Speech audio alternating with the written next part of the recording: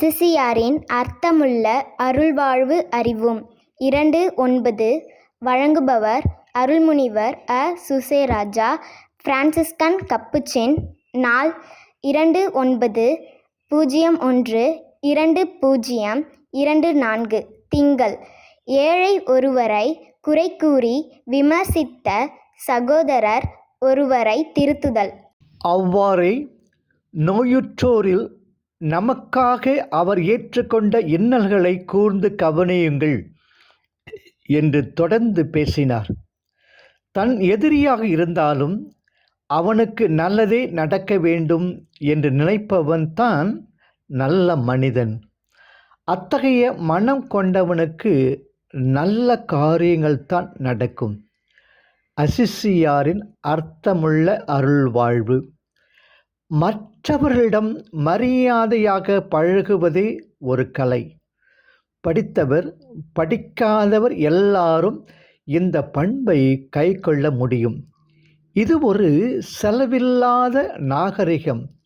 மரியாதை காட்டுவது என்றால் எடுத்ததற்கெல்லாம் ஆமாம் போடுவது என்று அர்த்தமல்ல.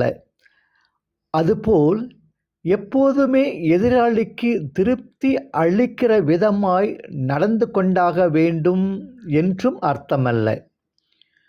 ஒருவரின் கோரிக்கையை அது மறுக்கப்படுகிறது என்று அறியாத விதமாகவே நீங்கள் நாசுக்காக வார்த்தைகளை உங்கள் கருத்தை தெரிவித்து விட முடியும்.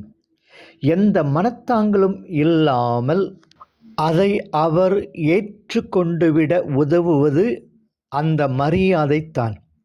தீதும் நன்றும் பிறர் தர வாரா என்பார்கள். ஒருவரின் குணத்தை பொறுத்துதான் நடத்தை. அவனது நடத்தைக்கேற்ப நல்லதும் கெட்டதும் அவனை வந்தடைகின்றன.